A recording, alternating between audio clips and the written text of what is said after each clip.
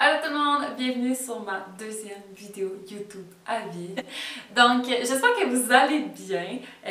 Donc aujourd'hui, j'ai décidé qu'on allait parler de quelque chose de très important. Mousseline elle s'enligne là. Mousseline elle a décidé qu'elle voulait le joindre. Donc aujourd'hui, je veux vous parler de comment optimiser son espace quand on est dans un petit appartement ou une petite maison. La première chose que je vais vous parler, c'est de prioriser les gros objets aux petits objets. Puis quand je parle d'objets, je parle des meubles, des articles, tout ça. Par exemple, dans un petit salon, on va prioriser un gros divan à un moyen et un petit. Des fois, on pense que vu qu'un espace est petit, ben il faut que les meubles aillent avec. Mais non, c'est vraiment le contraire. Donc si un espace est petit, on va vouloir le remplir, mais le remplir efficacement. Donc, on va vraiment prioriser des plus gros objets, des plus gros meubles, mais juste un.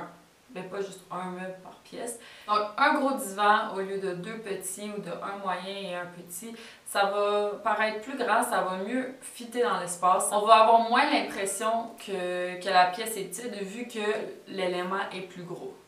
Par contre, il faut faire attention et s'assurer qu'on n'a pas des gros meubles qui prennent toute la place et qu'on n'a plus de place pour circuler. C'est pas ça que je suis en train de dire.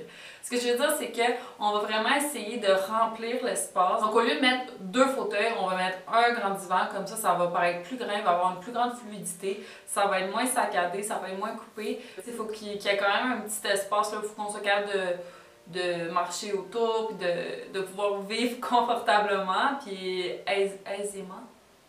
En tout cas, il faut être à l'aise. Donc, quand que je dis une grosse pièce, c'est pas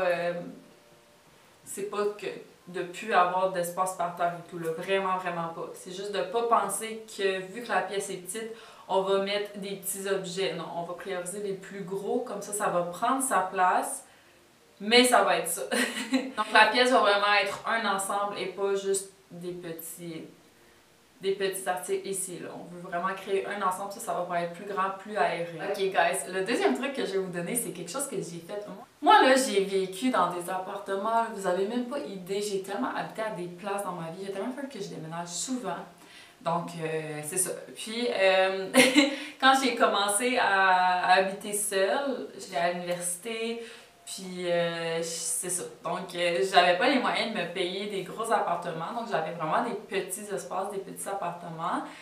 Puis, j'ai vraiment appris des trucs. J'ai vraiment compris comment optimiser l'espace pour que ça ait l'air de quelque chose de beau, puis quelque chose de potable, puis quelque chose qui ressemble à un chez nous. Même si des fois, c'était difficile. En habitant dans un studio, ça, c'est le plus challenging parce que tu une pièce, un espace, puis tu as envie de créer des pièces différentes, tu as envie de créer des espaces distincts, mais c'est difficile vu que tu as juste 4 murs. Puis là, il y a un truc, c'est quand j'ai fait ça. Mon troisième appartement, c'était tout petit, puis j'avais comme un tout petit salon. Mon salon puis ma chambre étaient séparés par un genre de mur vitraillé, là, donc c'était pas vraiment un vrai mur. Puis c'est ça, donc c'était tout petit. Puis ça m'énervait un peu parce que je trouvais qu'il manquait, j'avais pas de fenêtre dans mon espace salon, j'avais comme... Fait que là, j'ai décidé, je vais vous mettre une photo. Fait que là, j'ai décidé de mettre du voilage à mon mur du fond. Puis pour de vrai, c'était juste sur un mur là, mais je trouvais tellement que ça donnait un effet plus grand, puis c'était vraiment beau. Ça faisait en sorte que le mur n'était pas plate non plus, puis vu que les voiles puis les rideaux c'est utilisé pour les fenêtres, ben là ça faisait un effet trompeur qu'il y avait quelque chose derrière qui se cachait, mais il n'y avait vraiment rien, il y avait juste un mur gris, un blanc-gris. Ça, c'était vraiment quelque chose qui a été un game changer dans cet appartement-là. Quand vous trouvez que l'espace est petit, si vous utilisez justement des rideaux, des voiles pour le mettre sur un des murs, en plus d'être un élément décoratif, ça fait aussi un trompe-l'œil. Ça trompe aussi l'œil à penser qu'il y a quelque chose derrière, donc on va penser que chez vous c'est plus grand. Mais en fait, c'est vraiment juste un gros blow mind, parce qu'il n'y a rien derrière, mais notre cerveau nous fait croire que oui. La troisième chose que je veux vous parler pour optimiser votre espace, votre petit espace que vous voulez qui ait l'air plus grand, c'est de choisir une palette de couleurs qui est pâle. Je sais que ça peut paraître évident, mais il y a plein de gens qui ne le savent pas. Donc, les couleurs plus foncées, ça renferme, puis les couleurs plus claires, ça l'agrandit. Donc ça va de soi que dans notre appartement qui est plus petit puis qu'on veut que ça paraisse plus grand, on va opter pour une palette de couleurs qui est plus folle. Donc que ce soit pour les murs, pour les articles, les décorations et tout, optez vraiment pour une palette là, qui se suit. Que ce soit pour la décoration, les matières, les furnitures, les meubles, essayez vraiment de garder toujours la même palette de couleurs parce que si vous avez trop de couleurs différentes, ça va vraiment venir donner des statements. Puis on aime ça les statements, mais dans des petits espaces, il ne faut pas trop en avoir parce que ça fait beaucoup de choses qui... Quand il y a des éléments qui ressortent trop, ça peut agacer l'œil. Dans les petits espaces, ça peut faire vraiment overcrowded. Donc c'est ça. Moi j'aime beaucoup, là présentement où j'habite, c'est grand, c'est plus petit, mais j'ai toujours aimé la palette de couleurs qui est dans les beiges, les blancs cassés avec des accents dorés. Donc ça c'est quelque chose que moi j'aime beaucoup. C'est des couleurs pâles mais qui sont chaudes aussi. Il y a le côté cozy. Donc essayez de rester le plus possible dans les mêmes couleurs. Puis, tu sais, vous pouvez racheter des petits éléments décoratifs avec des couleurs, des petits pops de couleurs. Essayez que ça soit les mêmes couleurs pour qu'il y ait une cohérence. En général, là, essayez d'éviter les couleurs trop foncées parce que ça renferme. Et aussi, les couleurs pâles, ça fait réfléchir la lumière, le soleil. Donc, quand vous avez une pièce qui est dans les blancs ou dans les gris ou qui est plus pâle, ça fait que la lumière va réfléchir sur vos murs, donc ça va être plus éclairci, ça va paraître plus grand. Tandis que si vous prenez des couleurs foncées, ben là, les couleurs foncées vont absorber la lumière, donc il n'y en aura pas dans la pièce. Par rapport aussi aux palettes de couleurs, je vais vous parler des motifs. Les motifs, c'est quelque chose qui marche beaucoup, mais il faut faire attention encore une fois. Donc des motifs qui correspondent à votre palette de couleurs que vous avez choisie, c'est vraiment parfait. Par contre, si vous allez dans des motifs qui ressortent vraiment, puis qui est vraiment abstrait, puis qui a des couleurs vraiment là... flash, ben ça peut être agaçant dans un petit espace parce que comme je vous disais tantôt, ça a tendance à venir chercher l'œil, donc ça peut être agaçant. Puis ça va renfermer un peu l'espace. Fait que votre œil va avoir une tendance à vraiment plus regarder ça que de regarder l'ensemble. Puis ben, ils n'ont pas vraiment de cohérence. Et dans le fond, pour résumer, les couleurs, ce qu'on cherche dans un petit espace, c'est d'avoir une continuité, que tout se corresponde ensemble, tout ait une continuité ensemble, tout soit cohérent. Puis c'est ça. Donc il n'y ait pas de cassure, que l'œil puisse se promener comme ça, puis que ça soit doux, que ça soit égal, puis qu'il n'y ait pas d'éléments qui viennent casser justement ce visuel-là. Le quatrième truc que je vais vous parler, que je vais vous conseiller, puis ça vous le connaissez probablement déjà, c'est le fameux miroir.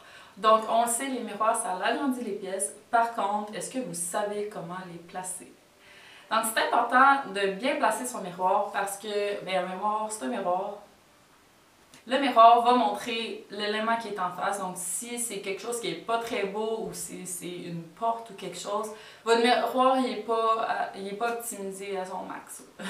Quand on est dans un petit espace, on va utiliser les miroirs pour refléter les fenêtres, pour refléter les grands espaces ou pour refléter un beau coin de la pièce. Mais c'est ça, donc de faire attention où qu'on le place, parce que c'est pas parce que vous mettez des miroirs que votre espace va avoir l'air plus grand, parce que comme je vous disais, s'il n'est pas placé à un endroit logique, vous allez perdre son effet. Aussi par rapport au miroir, comme que je vous parlais au point numéro 1, vous aimez d'avoir un grand miroir, un gros et grand miroir que d'avoir plusieurs petits miroirs. C'est le même principe, un plus grand miroir, ça va vraiment avoir une cohérence avec le reste, mais si vous en avez plein, ça fait trop d'éléments à regarder, ça fait trop d'éléments différents, donc vous êtes mieux d'investir dans un beau grand miroir que d'en avoir juste plusieurs. Les miroirs aussi peuvent être utilisés pour refléter la lumière. Donc c'est pour ça souvent qu'on va avoir tendance à vouloir le mettre dans un angle qui peut attraper les fenêtres. Comme ça, ben, le reflet est plus beau premièrement, puis aussi ça fait qu'on attrape la lumière naturelle. La cinquième chose que je veux vous parler, c'est le rangement stratégique. Ça, c'est tellement important dans... pas juste dans un appartement, en fait, dans votre maison, partout où vous êtes, c'est tellement important le rangement. Donc, mais dans les petits espaces, c'est encore plus important parce qu'on a moins de place pour mettre nos choses. Donc, essayez d'être stratégique. Il y a tellement de trucs pour optimiser son rangement. Moi, justement, j'avais un divan avant qui était en L, puis que le L, il s'ouvrait. Puis en dessous, c'était du rangement. Donc juste là-dedans, là, je pouvais mettre tout mon linge d'hiver. J'avais vraiment beaucoup de choses qui rentraient là-dedans, en fait. Là. Des fois, ça me manque. Non, c'est pas vrai, ça me manque pas, parce que mon divan, en ce moment, il est top notch. Mais c'est ça. Donc ça, c'était vraiment pratique, surtout quand j'étais dans mon studio, parce que j'avais 2 placards. Il y en avait un que j'utilisais comme garde-manger, puis l'autre, je l'utilisais pour les everyday things. Là. Ça a vraiment été un choix judicieux pour moi d'avoir ce divan-là, que je pouvais ranger mes trucs que j'utilisais pas comme everyday thing dans mon divan. Puis en plus, ça faisait quand il était fermé, on le voyait pas, donc c'était pas des bacs de rangement qui traînaient dans mon studio. C'était vraiment, ça faisait partie, puis on le savait pas dans le fond. D'autres façons d'optimiser son rangement, c'est d'investir dans les... d'investir, ok, il y en a au dollar à moi, mais des racks pour mettre en dessous des lavabos, que ce soit dans votre cuisine, dans votre salle de bain. Il y a des racks qui sont faits pour comme aller en dessous. Comme ça vous permet d'avoir des étages de rangement. Donc souvent, on a beaucoup de produits nettoyants et tout. Mais pas juste en dessous de vos lavabos. Si vous voulez, vous pouvez les mettre aussi dans vos armoires, ça vous fait des étages. Des fois, on a des étagères qui sont ça de haut, mais nos cannes, on met nos cannes dedans, puis nos cannes sont hautes de même. Donc, il y a tout ça d'espace. Mais si vous venez utiliser les racks, bien là, vous pouvez faire comme 2 étages de cannes. Donc, ça, c'est un autre exemple pour optimiser son rangement. Ça, dans le fond, le plus que vous faites d'étages, le plus que vous pouvez rentrer du stock dans un armoire. Donc, le plus que vous pouvez rentrer de choses dans une armoire, le plus que vous avez des armoires pour mettre d'autres choses. Sinon, aussi, un truc qui peut vraiment être pratique, si vous êtes dans un studio ou un appartement qui est plus petit, c'est d'avoir un lit qui est sans dessous. Puis vous pouvez acheter des boîtes ou des tiroirs roulants, dans le fond, que vous pouvez mettre votre linge ou des affaires dedans, puis vous les mettez en dessous de votre lit. Ça fait que vous sauvez de la place partout ailleurs, puis c'est en dessous de votre lit. Votre lit, vous n'avez pas le choix d'avoir un lit, ben, en tout cas j'espère. Tant qu'avoir un lit, puis que vous n'avez pas beaucoup d'espace de rangement, prenez-en un qui est vide en dessous, donc vous allez pouvoir l'utiliser comme espace de rangement. Donc, le 6e et dernier truc que je vais vous parler aujourd'hui, c'est de rester minimaliste. Moi, j'ai vu à quelque part, je me souviens plus où, puis si quelqu'un a déjà vu ou entendu aussi, c'est qui dit ça, dites-moi dans les commentaires. La personne disait, si vous n'avez pas de place pour le ranger, achetez-le pas. Donc, mettons, vous allez au magasin, vous trouvez des trucs beaux, mais que vous avez nulle part à le mettre, à le ranger, pour pas que ça soit à la vue de tout le monde, achetez-le pas. Parce que tout ce qu'on a devrait avoir un espace de rangement. Donc, ça en vient à laisser vos comptoirs, vos tables, tout ça, là, toutes vos surfaces, les laisser libres. Des fois, on pense que c'est correct de laisser notre grille-pain sorti sur le comptoir parce qu'il est en stainless, puis notre frigidaire aussi, donc ça fit. Mais honnêtement, juste rangez tout ce que vous n'avez pas de besoin, tout ce qui n'est pas obligé de rester à la vue de tout le monde, rangez-le. Vous allez voir, ça va faire vraiment une grande différence d'avoir toutes vos surfaces libres. Ça va paraître plus grand, ça va paraître plus aéré, ça va être plus propre, ça va être plus minimaliste. Donc, gardez juste vraiment ce qui est nécessaire. Ça va aider beaucoup. Je le sais que moi, je suis quelqu'un qui a beaucoup de choses. Je m'attache quand même vite aux choses. J'ai vraiment beaucoup de souvenirs par rapport à certains objets et tout. Donc, je sais que c'est difficile de se départir de des trucs, mais essayez vraiment de faire un tri qui est...